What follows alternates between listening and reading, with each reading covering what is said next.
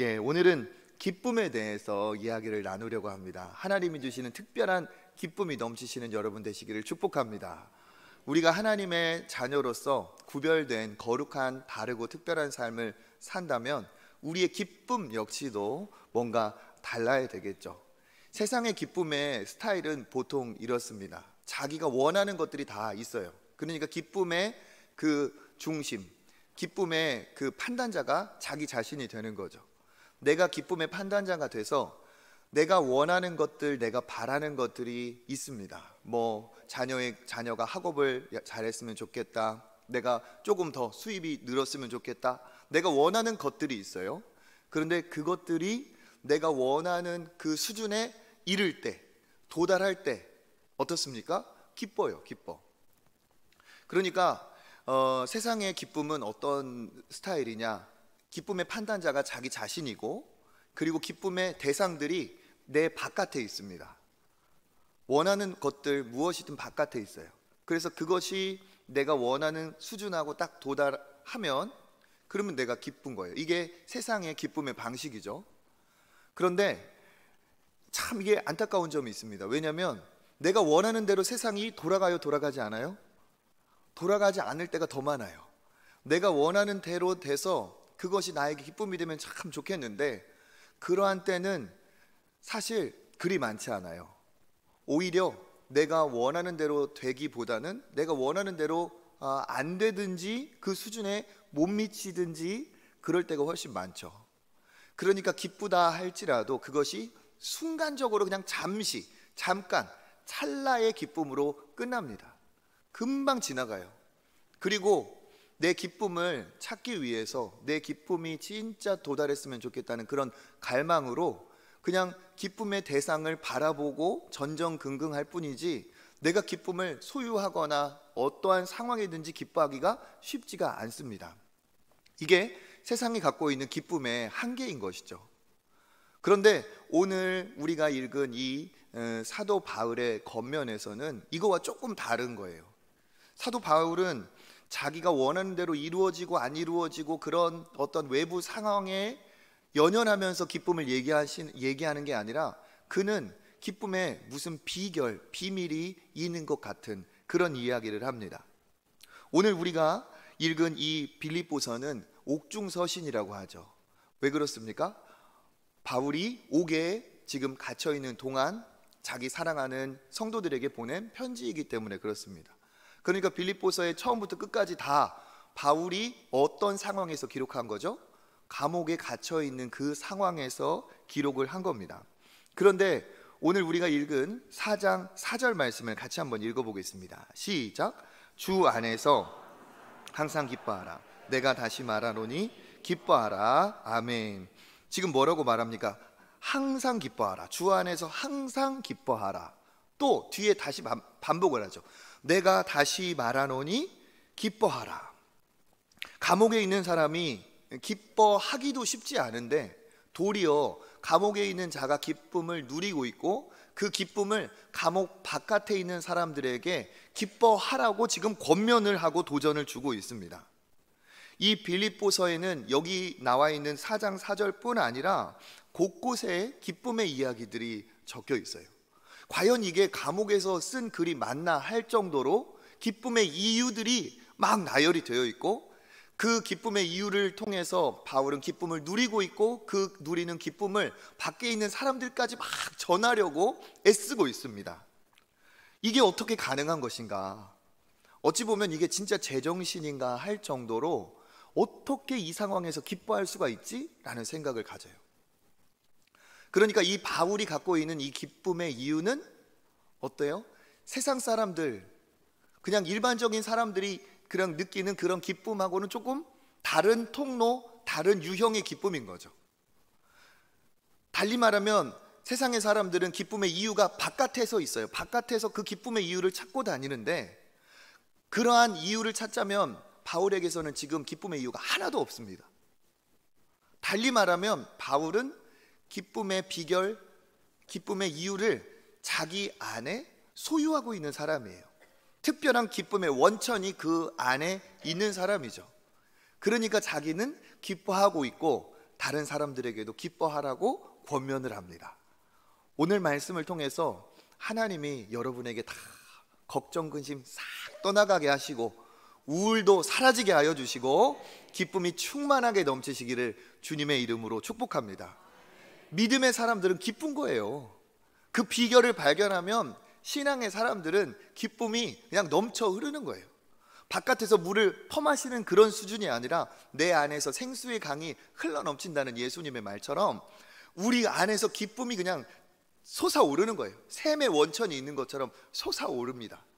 바울이 지금 그런 상황이고 그런 기쁨을 누리고 있기 때문에 감옥 어두운 곳에서도 그 안에서 기쁨을 자기가 느끼고 있고 그것을 상대방에게 이야기하고 있는 거죠. 그러니까 지금 이 4장 4절에서도 항상 기뻐하라, 다시 말하노니 기뻐하라, 그냥 잠시 기뻐하라 이렇게 얘기하지도 않아요. 그냥 어쩌다가 힘들 때 그래도 조금씩 기뻐해 보자 이런 얘기가 아니에요. 어떠한 상황이든지 어떻게 항상 기뻐하라. 불가능하다면 이런 얘기를 안 하겠죠. 이런 이야기를 할 때 그 주변에 있는 사람들이 바울 선생님 어떻게 우리가 기뻐합니까? 당신이 지금 감옥에 갇혀 있는 것으로 우리 슬프고 우리 힘들고 우리는 지금 신앙 때문에 핍박을 당하는 이 상황에 있는데 어떻게 기뻐할 수 있습니까? 이렇게 말하는 사람이 분명히 있었을 거예요. 그러니까 바울이 그것을 알기라도 하듯이 항상 기뻐하라. 그 다음에 또 뭐라고 말해요? 내가 다시 말하노니 기뻐하라. 아무리 그런 사람들이 자기가 반론을 제기하고 이유를 얘기해도 바울은 그럴 수 없다는 거예요. 다시 말하노니 기뻐할 이유가 반드시 있다. 기뻐해야 된다. 기뻐할 수 있다. 바울은 그것을 이야기하고 있는 거죠. 이 빌립보서의 내용을 언제 기회가 될 때 차근차근 살펴보겠지만 바울이 이야기한 그 기쁨의 이유 중에 몇 가지만 보겠습니다. 빌립보서 1장 12절 말씀 같이 한번 읽어보겠습니다. 형제들아, 내가 당한 일이 도리어 복음 전파에 진전이 된 줄을 너희가 알기를 원하노라. 아멘. 지금 이야기하고 있습니다. 내가 당한 일, 이건 뭡니까? 지금 감옥에 갇힌 거죠. 이 일이 뭐라고 말하고 있습니까? 도리어 복음 전파에 진전이 된 것을 너희가 알아야 된다. 나는 그래서 기쁘다 하는 거죠. 그러니까 바울의 기쁨의 이유 중에 가장 큰 핵심이 뭐냐? 복음에 있습니다. 복음. 바울은 복음으로 기뻐하는 사람이었어요. 복음이 뭡니까? 예수 그리스도의 십자가의 죽음으로 말미암아 우리의 모든 죄의 대가가 사라지고 그 예수 그리스도를 나의 구주로 영접하여 내가 하나님 앞에 죄 용서함을 받고 사망과 심판과 지옥에 가야 될 영원히 멸망할 내가 예수 그리스도 안에서 죄 용서함을 받고 하나님의 자녀로 다시 태어났다. 이것이 복음이죠. 그렇죠? 그러니까 바울의 기쁨의 첫 번째 원천 비밀이 무엇이었느냐? 그는 복음에 있어요. 복음. 내가 예수 그리스도 안에서 거듭났다는 그 기쁨과 감격, 그리고 여기 있는 것처럼 복음 전파의 진전이 되었다라고 말하는 것처럼 바울의 기쁨은 복음의 확산, 복음이 진전되는 것을 기뻐하는 거예요. 그런데 감옥에 들어와 보니까 어떤 일이 벌어졌느냐? 감옥에 와봤는데 거기에서도 진짜 복음을 기다리는 사람들이 있다 없다? 있다는 거예요. 같이 묶여있는 죄인들도 마찬가지지만 그 당시 바울이 꽁꽁 묶여 있었습니다. 근데 어떻게 묶여 있었느냐? 그 시위대 보면 그 로마 황제의 친위대들이 거기에 근무를 했는데 그 사람들 중에 교대로 조를 짜서 6시간씩 2명이 좌우에서 바울을 지금 붙들고 있는 거예요. 사슬에. 그러니까 6시간마다 2명이 오니까 지금 24시간을 지키면은 몇 명이 오는 거예요? 8명이 오는 거죠. 예. 새벽이라 계산이 잘 안 되니까 이해를 합니다. 예. 그러면은 2명씩 6시간 막 계속 바뀌는 거예요. 근데 얼마나 재미있느냐 하면 양쪽이 서로 같이 묶여 있어요. 죄인을 지키기 위해서. 그러니까 어떻게 되느냐? 서로 도망치려고 해도 도망갈 수가 있어요, 없어요? 없어요. 그러면 바울이 지금 묶여 있는 그 상황에서 그 옆에 있는 좌우에 그 친위대, 그 시위대 병사들에게 무슨 얘기를 했을까요? 무슨 얘기 했을까요? 지금 얘기하잖아요. 도리어 복음 전파에 진전이 되고 있다. 옆에 있는 분들이 하나님이 보내주신 복음이 필요한 자들인 거예요. 근무는 서고 있고 그들이 로마 병사로서 고급 어쨌든 연봉을 받는 그런 사람들인데 그 사람들이 지금 옆에 묶여 있어요. 그러니까 어떻게 합니까? 아유, 계급이 무엇이요? 근무한 지 얼마나 됐어요? 조용히 해! 말 시키지 마! 처음엔 그랬겠죠, 그렇죠? 그런데 그 사람들이, 우리도 군에서 근무를 서봤지만 다 돌고 돌아요, 그죠? 그러니까 처음에는 서로 갈등 관계, 대립하는 관계였을지 몰라도 있다 보면 말이 통하는 거예요. 그나저나 어쩌다 잡혀왔어? 저는 사실 죄 지어서 온 게 아닙니다. 죄 안 있고 어떻게 감옥에 와? 좀 들어보실래요? 들어보라! 이렇게 하다가도 어떻게 하는 거예요? 처음보다 만나면 만날수록 마음이 열리는 거예요. 게다가 바울은 죄인이 아니라 하나님의 복음 때문에 묶인 사람이죠. 그러니까 그의 말과 행동에서 분명히 다른 죄인들과는 다른 무엇인가가 뿜어져 나왔을 거예요. 이 사람 뭐지?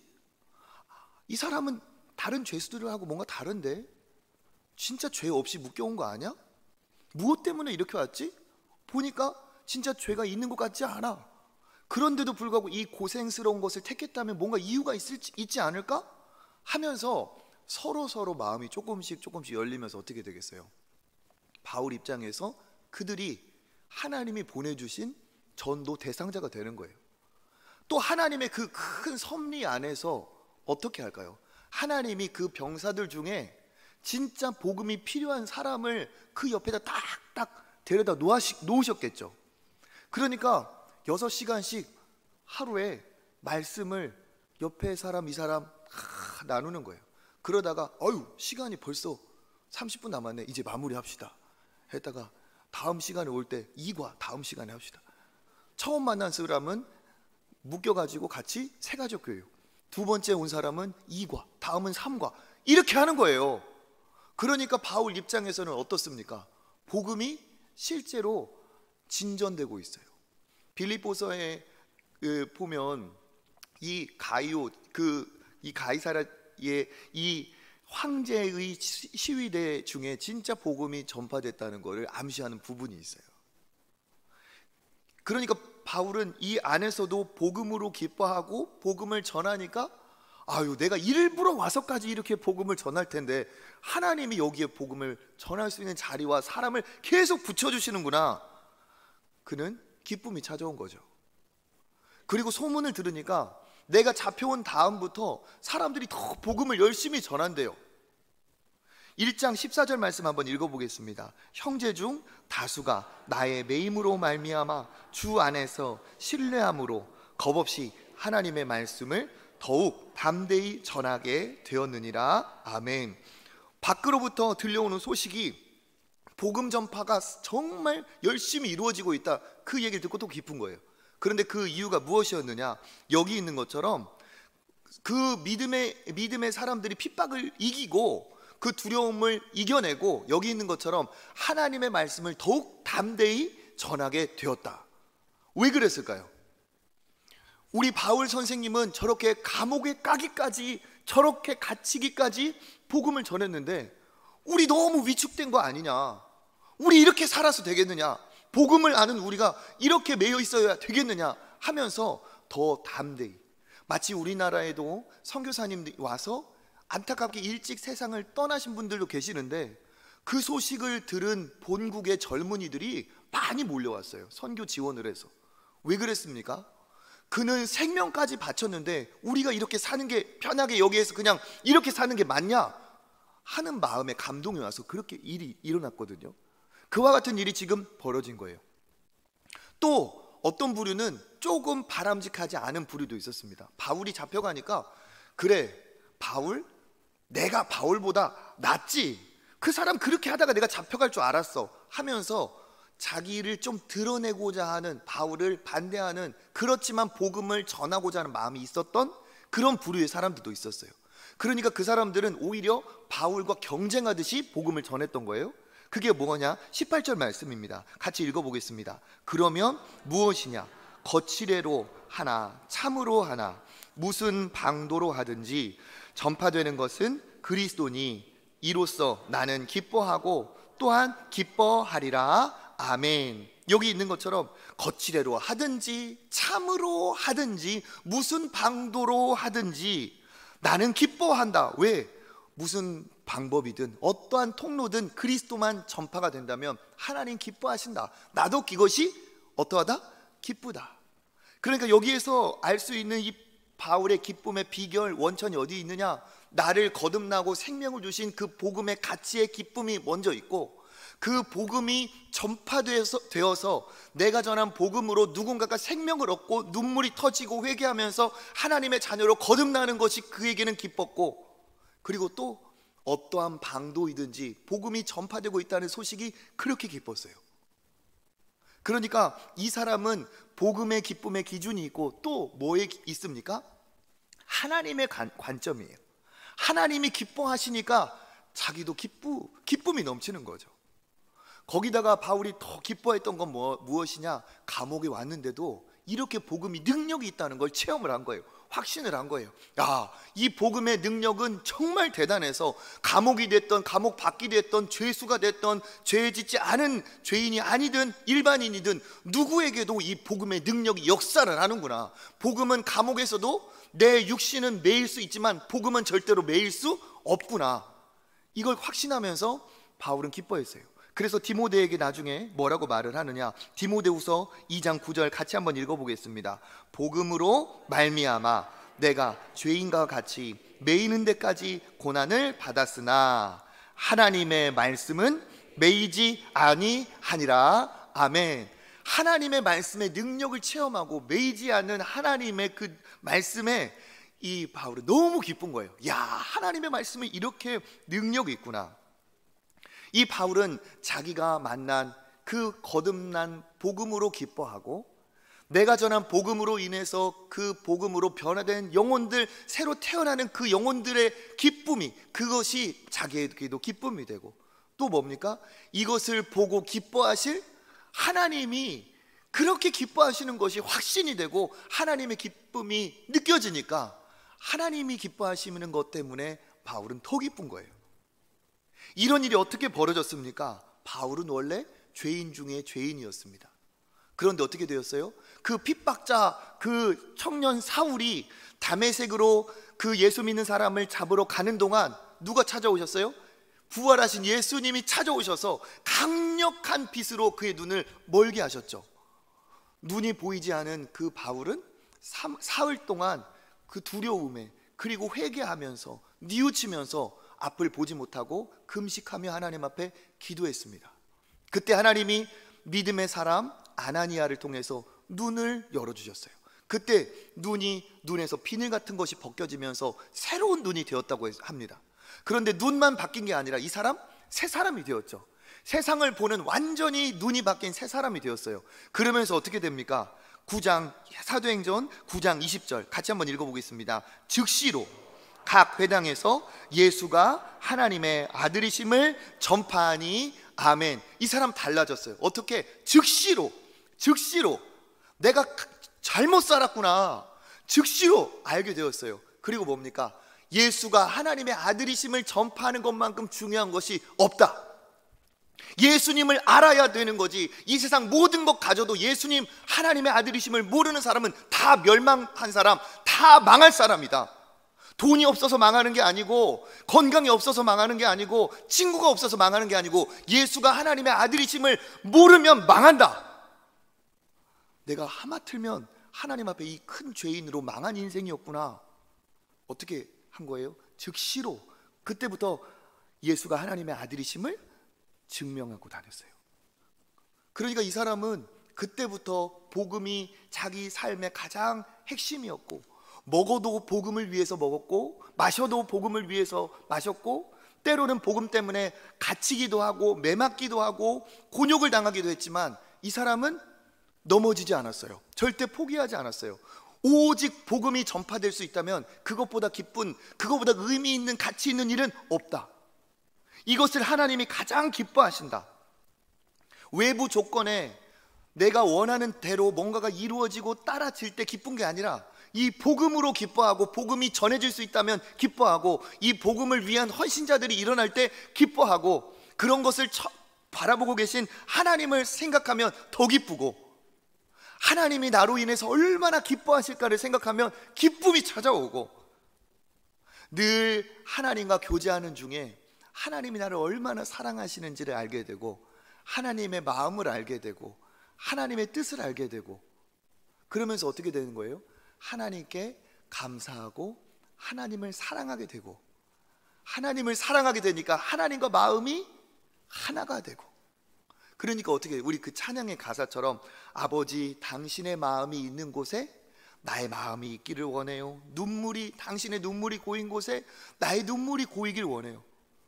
당신이 바라보는 영혼에게 내 눈이 가기를 원해요. 당신이 바라보고 있는 그 어두운 땅에 내 발이 가기를 원해요. 이 찬양의 가사처럼 하나님의 기쁨이 나의 기쁨이 되어버린 거예요.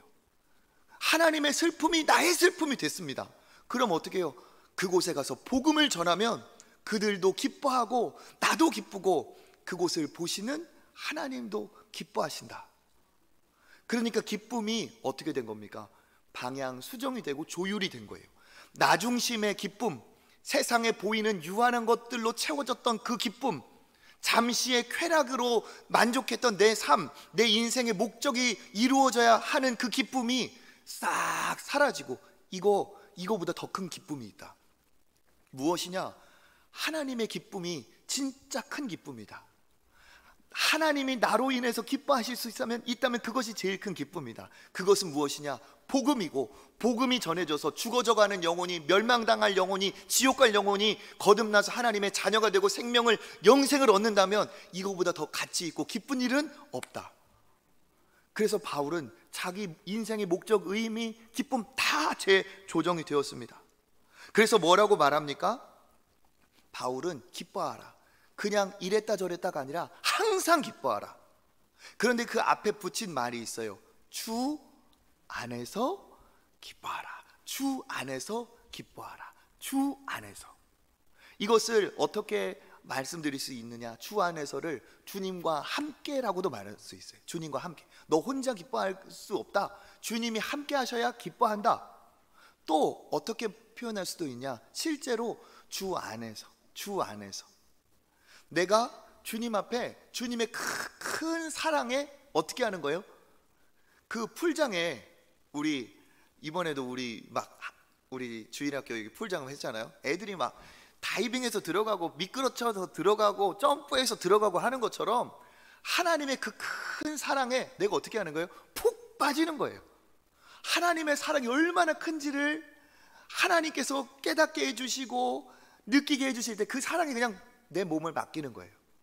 이거를 저는 어떻게 비유를 해서 말씀드리고 싶냐면 엄마의 품같이, 우리 아이가 조그만할 때 엄마의 품 안에서 있으면 어떻게 됩니까?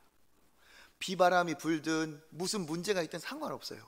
아이는 엄마 안에서, 엄마의 품 안에서 주야로 24시간 만족하고 기뻐할 수 있어요.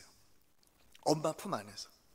마찬가지로 우리가 주 안에 있으면 다른 것으로 기쁨을 삼지 않고 하나님 안에 거하면, 하나님과 함께 거하면 하나님의 기쁨을 우리도 맛보려고 하고 하나님의 기쁨에 동참하려고 하면 우리는 이랬다 저랬다가 아니라 늘상 항상 기뻐할 수 있습니다. 그래서 바울은 뭐라고 말을 하느냐? 주 안에서 기뻐하라는 거예요. 세상을 바라보고 요동하면 날씨가 어느 날은 비가 오고 어느 날은 번개가 치고 어느 날은 해가 뜨고 날씨만 봐도 내가 매일 기뻐할 수가 없어요. 그런데 영원히 동일하신, 날씨가 비가 오든 해가 뜨든 바람이 불든 어찌하든 너의 상황이 어떻게 되든 여전히 변함없이 너를 사랑하시는 그 주님을 바라보면 너 기뻐할 수 있다는 거예요. 사람들에게 오는 그 만족을 찾아다니지 않고 어떠한 모양이라도 그 모습 그대로 받아주시는 그 하나님 앞에 나아가면 너 기뻐할 수 있다는 거예요. 그러니까 우리가 누구 앞에서 기뻐할 수 있어야 돼요? 주 안에서 주님 앞에서 기뻐할 수 있습니다. 누가 뭐래도 저희 집 애들은 제 앞에서 소중해요. 누가 뭐래도 우리 집 애들은 내 앞에서 기쁨이 되고 아빠 앞에, 그 부모 앞에 있으면 그 아이는 세상에 비교와 평가하고 어떠한 것으로 재단하는, 편집하는 그런 사회에서 그 부모 앞에 가면 여전히 어떠한 상황이라도 가치 있게 존중받을 수 있어요. 마찬가지로 우리가 다른 것에서 내가 학벌을 자랑하고 내가 가진 것을 자랑하고 더 가지려고 노력하고 그런 것으로는 기뻐하기가 힘들어요. 그런데 어떠한 모습이든 어떠한 모양이든 나를 받아주시고 여전히 동일하게 사랑해 주시는 그 십자가의 생명 주신 예수님 앞에 나아가면, 나를 사랑하시는 그 성부 아버지 앞에 나아가면 나는 만족할 수 있습니다. 나는 기뻐할 수 있어요. 아버지로 인해서 기뻐할 수 있어요. 다윗이 법궤가 자기 성에 들어올 때 어떻게 했습니까? 그냥 기뻐가지고 막 춤을 추니까 허리춤이 내려가는 줄 몰라 기뻐했어요. 왕인데도 하나님 앞에서는 어린아이와 같이 기뻐할 수 있었습니다. 시편의 다윗의 고백들을 보세요. 얼마나 아버지 하나님 여호와로 기뻐하는지. 이게 정상이에요. 그러니까 다른 것에서, 다른 곳에서, 다른 어떠한 소유물을 어떤 물건으로 내가 기뻐하려고 하면 그건 정말 찰나이고 갖기도 어렵고 갖는다고 해도 순간이에요. 기뻐할 수 없어요. 보고 볼 때 기뻐하기 어려워요. 세상에 유한한 것들. 왜 그렇습니까? 우리는 영원한 존재이기 때문에 유한한 것들로 우리는 기쁨이 완전하지 않아요. 순간입니다. 그러니까 사람들은 착각을 하는 거예요. 우리가 기쁘고 우리가 만족을 얻으려면 더 가지면 되나 보다. 아니에요. 우리보다 더 가진 사람, 세계 최고로 부자를 만나도 절대로 기쁨과 평안과 만족이 없습니다. 우리는 우리를 온전히 사랑해 주시는 하나님 아버지 앞에 나아가야 돼요. 그러면 나를 얼마나 사랑하시는지, 너는 진짜 소중한 내 아들이다, 너는 어떤 것과도 바꿀 수 없는 내 딸이다, 그 하나님 앞에 나아가면 내 모습 이대로 받아주시는 그 하나님의 그 어마어마한 사랑 앞에, 그 사랑 안에서 감격하고 기쁘고 감동할 수밖에 없습니다. 그러니까 우리를 항상 기쁘게 하는 건 우리의 부모인 것처럼 우리를 항상 기쁘게 맞아주시는 분은 누구세요? 하나님이시죠. 그러니까 이 바울은 이 비결을 알았어요. 사도행전 16장에 보면 바울이 감옥에 갇힙니다. 그때도 매를 맞았어요. 그리고 사슬의 착고에 그가 채워 있었죠. 그런데 그 감옥에 바울과 실라가 거기 있습니다. 그곳에서 기도를 시작했어요. 무엇이라고 기도했을까요? 물론 원망과 한탄이 섞인 기도일 수도 있습니다. 그렇지만 바울은 아마 그렇게 시작했을지라도 기도가 바뀌었을 거예요. 하나님, 내가 무엇이간데 나를 이렇게 택하셔서 복음을 주시고 거듭나게 영생을 알게 하시고, 내가 무엇이간데 주님 때문에, 예수님은 나를 위해 십자가에 못 박히시기까지 했는데 내가 뭐라고 주님 앞에 주님 때문에 고난을 당하는 사람이 되었습니까? 주님, 이것만으로도 저는 감사합니다. 다른 것이 아니라 주님 때문에 매 맞을 수 있어서 저는 감사합니다. 하늘의 영광 면류관을 바라보니 너무 감사합니다. 이렇게 기도가 뭐가 됐겠어요? 감사가 되고 찬양이 나오는 거예요. 사도행전 16장 25절 읽어보겠습니다. 한밤중에 바울과 실라가 기도하고 하나님을 찬송하며 죄수들이 듣더라. 아멘. 어떻게 하고요? 기도하고, 그 다음에 뭐 합니까? 찬송하고. 그 사이에 빠진 게 있어요. 적혀 있지 않지만 기도하고 감사하고 찬송한 거예요. 무슨 찬양을 했을까요? 적혀 있지 않아요. 그렇지만 그 찬양은 하나님께 감사하고, 자기를 사용해 주신 하나님께 감사하고, 이 믿음의 길에서 꺾이지 않고 두려워하지 않고 이 길을 표대를 향하여 마지막까지 생명에 의해 면류관을 향해 달려가고자 하는 자기의 고백과 그 찬양이 있었겠죠. 나 같은 죄인 살리신 그 은혜 놀라와, 혹은 구원의 은혜, 생명의 말씀, 나의 보물이라, 뭐 이런 찬양이었겠죠. 그렇게 되었을 때 어떻게 합니까? 그 다음 절 16장 26절 읽어보겠습니다. 이에 갑자기 큰 지진이 나서 옥터가 움직이고 문이 곧 다 열리며 모든 사람의 매인 것이 다 벗어진지라. 아멘. 갑자기 어떻게 했다고요? 찬양을 하는데 뭐가 일어났어요? 지진이 일어났어요. 찬양을 하는 중에 나 같은 죄인 살리신. 어메이징 그레이스, 하나님 은혜 중에 은혜입니다. 찬양을 막 하는데 갑자기 감옥이 통째로 흔들리는 거예요. 사람이 한 게 아닙니다. 누가 일하시는 거예요? 그 찬양을 들으시는 하나님이, 그 감옥 안에서도 하나님으로 인해 감사하고 기뻐하고 있는 그 바울을 보신 하나님이 그 바울에게 응답하시는 거예요. 내가 네 찬양을 듣고 있다. 내가 너와 함께 있다. 나도 너로 인해 기쁘다. 감옥을 흔들어서 하나님이 응답을 하시는 거예요. 그러니까 어떻게 됩니까? 갑자기 큰 지진이 나서 옥터가 움직이고 문이 곧 다 열리며, 찬양의 능력, 복음의 능력이 뭡니까? 묶인 것을 다 풀어내는 거예요. 찬양이 울려 퍼지고 감사의 기도가 하나님 앞에 풀어지니까 어떻게 됩니까? 영혼의 메인 것만 풀어진 것이 아니라 감옥이 열리고 각 사람의 메인 것까지 다 어떻게 돼요? 풀어지는 거예요. 그러니까 사람들이 탈옥하고 탈주할 수도 없어요. 왜? 자기들도 너무 놀라요. 왜? 이 바울의 찬양을 듣다가 이게 열리니까 너무 놀라운 거죠. 그러면서 어떻게 됩니까? 거기에서도 복음의 역사가 일어나는 기적이 일어나요. 기적.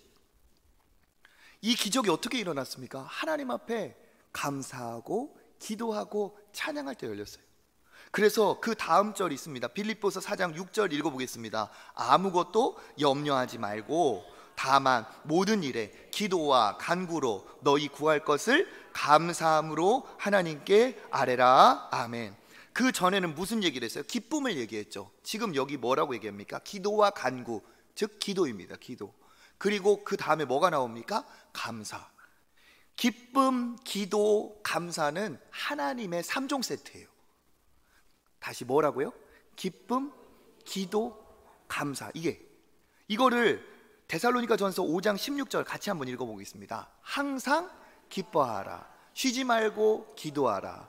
범사에 감사하라. 이것이 그리스도 예수 안에서 너희를 향하신 하나님의 뜻이니라. 아멘. 너희를 향한 하나님의 뜻 뭐라고 했어요? 기뻐하라, 기도하라, 감사하라.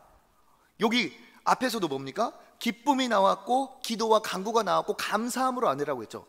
기쁨, 기도, 감사는 믿음의 사람을 향한 하나님의 뜻이고, 믿음이 있는 사람이 반드시 취해야 되고, 믿음이 있는 사람이 갖고 있는 영광스러운 보석이에요. 기쁨, 기도, 감사. 하나님과 함께하는 사람은 항상 기뻐할 수 있고, 쉬지 않고 기도할 수 있고, 범사에 감사할 수 있습니다. 다른 것의 이유가 아니라 하나님의 복음에 생명에 관심이 가면 어떻게 돼요? 염려가 아닌 기도할 수 있어요. 기도할 때 어떻게 합니까? 하나님이 감사를 주시고 감사가 찬양이 돼요. 그래서 항상 기뻐하라, 쉬지 말고 기도하라, 범사에 감사하라. 이거는요 3종 세트예요. 이 은혜의 3종 세트를 누리시는 여러분 되시길 바랍니다. 그러니까 빌립보서 4장 7절에 어떻게 하십니까? 시작. 그리하면 모든 지각에 뛰어난 하나님의 평강이 그리스도 예수 안에서 너희 마음과 생각을 지키시리라. 아멘. 그리하면 어떻게 한다고요? 모든 지각에 뛰어난 무엇이? 하나님의 평강이. 그러면 기쁨, 기도, 감사하는 사람에게 하나님 무엇을 주세요? 하나님의 평강을 주세요. 평강은 하나님이 주시는 최우선의 응답입니다. 하나님이 기도하고 찬양하고 하나님 앞에 간구하는 자에게 하나님은 평강을 주세요. 그래서 이 평강이 어떻게 합니까? 그리스도 예수 안에서 어떻게? 너희의 마음과 생각을 지키시리라. 마음과 생각을 지키시리라. 마음은 감정, 생각은 이성. 그러니까 하나님의 평강이 우리의 모든 내면을 어떻게 하신다는 거예요? 요동하지 않도록 지켜주신다는 거예요. 이 지켜주신단 말은 무슨 말이냐? 군인들이 보초서서 아무도 적이 못 들어오도록 경계 근무를 선다는 말이에요. 그러니까 어떻게 하시느냐? 하나님이 이렇게 기뻐하는 자를, 이렇게 하나님 앞에 간구하는 자를, 하나님 앞에 감사하는 자를 하나님의 평강을 보내주셔서 그 하나님의 평강이 마치 군인 아저씨가 된 것처럼, 무슨 보디가드가 된 것처럼 우리의 마음과 생각이 쪼개지고 슬퍼하고 낙심하고 절망하지 않도록 우리를 보디가드로 지켜주신다는 거예요. 이게 하나님 앞에 기쁨을 갖고 있는 사람의 비결입니다. 그러니까 기쁨이 있는 사람은 뭐가 있는 거예요? 늘 하나님의 평안이 있어요. 기쁨이 찾아오면 하나님의 평안이 함께 임해요. 여러분, 하나님이 주시는 기쁨으로 평안을 누리시는 여러분 되시길 축복합니다. 내가 하나님을 바라보고, 세상이 아니라, 내가 원하는 것이 아니라, 안 되고 있는 일이 아니라 그걸 바라보면 절대로 평안할 수 없어요. 하나님을 바라보세요. 오늘부터 기쁨의 이유를 하나님께 두고 하나님을 바라보세요. 그러면 하나님이 여러분에게 기쁨이 기도가 되게 하시고 감사가 되게 하실 겁니다. 그러면 어떻게 되느냐? 하나님이 나에게 평안을 주세요. 그래서 그 평안이 내가 요동하지 않도록 어떻게 하십니까? 나를 똘똘 뭉쳐서 나를 지켜주시는 거예요. 이게 믿음의 사람이 갖는 축복입니다. 오늘 말씀을 여러분에게 다시 한번 말씀드리면, 우리는 믿음의 사람으로서 기쁨도 구별돼야 됩니다. 기쁨도 안 믿는 사람하고 똑같은 것에 웃고, 하나님 모르는 사람하고 똑같은 것으로 눈물을 흘리고, 이건 믿음의 사람이 아니에요. 세상 사람들이 무엇으로 기뻐하고 무엇으로 웁니까? 대부분 돈에 울고 돈에 웃어요. 그 외에도 많이 있죠. 만약에 우리가 거룩한 하나님 앞에 택함받은 자녀라고 하면서 똑같은 것에 눈물을 흘리고 똑같은 것에 우리가 웃고 운다면 그건 거룩하지 않습니다. 우리의 관심은 바울과 같이 생명에게 있어야 되고 하나님께 있어야 돼요. 하나님이 기뻐하시는 것에 우리도 기뻐할 수 있어야 됩니다. 하나님이 기뻐하시도록 우리가 그렇게 사명을 감당하는 거예요. 그러면 영원한 하나님의 기쁨, 영원한 항상 기뻐할 수 있는 그 은혜의 기쁨을 우리가 맛볼 수가 있는 거죠. 할렐루야. 그래서 우리는 어떤 존재입니까? 유한한 존재가 아니라 영원한 존재예요. 영원한 하나님을 바라볼 때 우리는 기뻐할 수 있습니다. 세상의 기쁨은 뭐냐? 순간이에요, 순간. 그래서 이거는 기쁨이라고 말하기보다는 쾌락이라고 말해야 사실 맞아요. 기쁨이 아니라 쾌락이에요, 쾌락. 이 특징이 뭡니까? 말초신경적으로 잠깐 있다 사라져요. 그러니까 사람들은 더 영원한 것의 갈증으로 어떻게 합니까? 그 쾌락을 추구하게 되어 있어요. 그럼 어떻게 됩니까? 나에게 잠깐이라도 기쁨을 준 것에 중독돼요. 중독되면 어떻게 되느냐? 더 뭔가를 요구하게 되죠. 그러면 더 큰 중독으로 가요. 그러다 어떻게 됩니까? 자책이 오고 공허해. 그러면서도 이걸 해결할 방법이 없으니까 또 택하게 되는 거예요. 그래서 뭐까지 갑니까? 약물까지 가요. 그러면 어떻게 돼요? 한 번 손대는 것이 영원한 멸망이 돼버려요. 제가 나중에 약물 중독에 대해서 한 번 또 말씀을 전해야겠다 생각이 돼요. 한 번만 손대도 나락으로 떨어지는 게 약물이에요. 근데 왜 거기까지 갑니까? 기쁨이 없어서 그래요. 그거 손대면 지금 그게 나한테 즉각적인 만족을 주니까 그래요. 세상이 그렇게 안타깝고 슬프고 공허합니다. 우리가 그런 방식으로 만족해서는 안 되죠. 우리는 영원하신 하나님을 바라보며 하나님이 주시는 그 복음, 생명, 사랑, 세상과 소유가 줄 수 없는 그 영원한 가치로 우리는 기쁨을 얻어야 될 줄 믿습니다. 그래서 그 의미, 그 가치, 하나님의 기쁨, 여기에 우리의 뭡니까? 헌신도, 우리의 투자도, 우리의 시간도, 물질도, 삶도 거기에 드리는 거예요. 그러면 어떻게 돼요? 영원한 만족이 옵니다. 영원한 만족. 이번 주에 저한테 이제 기쁜 소식이 저한테도 기쁜 소식이 있어요. 이번 주에 제가 기쁜 소식. 목사님 뭐가 기쁘고 그렇게 삽니까? 그렇게 하실까봐 제가 기쁜 소식 나눕니다. 기쁨을. 제가 이번 주에 받은 소식 중에 10년 전에 제가 가르쳤던 아이한테 연락이 왔어요. 20대 후반이 되고 서울에서 좋은 학교 대학원 다녀요. 근데 걔한테 연락이 왔는데 저한테 카톡이 왔어요. 뭐냐면 얘가 불신 가정에서 예수님을 친구 따라왔어요. 그래서 청소년기에 10년 전에 예수님을 인격적으로 만나고 그리고 교회를 다녔어요. 근데 얘가 공부를 잘해. 그러니까 부모님이 가만 안 두는 거예요. 그러는데 그 10년이라는 기간 동안 얘가 은혜를 받은 애가 가정을 위해 기도하기 시작했는데 2년 전에 어머니가 근처 교회에 등록해서 집사님이 됐대요. 그리고 아버지는 끝까지 좀 오래 걸렸는데 이번에 아버지가 엄마 따라서 교회 가가지고 새가족 교육을 받고 새가족 수료를 했다고 그 수료 사진하고 같이 저한테 카톡을 보냈어요. 사진 한번 보여드릴게요. 카톡 사진 이렇게 왔어요. 제가 한번 읽어볼게요. 존경하는 목사님, 저희 아버지가 엄마 따라 새가족 교육 받으셨어요. 사진은 어제 수료하신 모습. 저희 엄마는 어느새 집사님도 되시고 저희 가정의 신앙의 역사를 목사님께 꼭 보여드리고 싶었어요. 무엇보다 제 신앙의 첫걸음을 함께 해주셔서 너무나도 감사드립니다. 제가 기쁘겠어요, 안 기쁘겠어요? 얘가 저한테 돈을 보냈습니까? 내가 원하는 뭔가를 도와줬어요? 아니에요. 생명이 살았다, 복음이 전파됐다, 이거보다 기쁜 것이 없어요. 그런데 더 감격스러운 건 뭐냐? 이것이 나로 인해 이렇게 역사가 일어났다. 하나님, 제가 거기에 쓰임받았다니 정말 감사합니다. 기쁘지 않을 수가 없어요. 이거는 돈으로 환산할 수가 없어요. 그렇죠? 생명이 살았다는데, 지옥 갈 영혼이 하나님 앞에 돌아왔다는데, 이거보다 기쁜 게 어디 있어요? 돈으로 측량할 수가 없어요. 소유로 매길 수가 없어요. 주일학교 특별히 교사들, 우리 구역장님들, 우리 다 애쓰시는데 영혼을 살리는 일만큼 복된 일이 없습니다. 여기에 쓰임받았다, 부름받았다는 것 자체가 축복이에요. 그리고 또 어제 있었던 일인데, 이거는 직전 교회에서 저를 아는 젊은 부부가 저를 찾아왔어요. 왜냐하면 이 부부한테 좋은 일이 있어서, 이 가정이 둘째를 임신을 했는데 태에 있던 아이가 너무 일찍 나와버렸어요. 5개월째에 나와버렸어요. 얘가 몇 g으로 나면 550g으로 나왔어요. 그러니까 얘가 살기보다 떠날 확률이 훨씬 많은 아이였어요. 그게 이제 작년 한 9월 정도에 있었던 일입니다. 그러니까 애가 사경을 헤매는 거예요. 집중 치료실에 들어갔는데 죽냐 사냐, 죽냐 사냐. 그 어린아이가 그 진짜 500g, 600g도 안 되는 애가 심장 수술을 받고 엄청난 대수술을 받았어요. 폐혈증이 오기도 하고 뇌출혈이 일어나기도 하고. 그러니까 그 엄마는 늘 기도하는 거예요. 하나님, 정말 살아서 만나게 해주세요. 매일매일 기도했어요. 그러면서 이제 제가 교회를 떠나왔잖아요.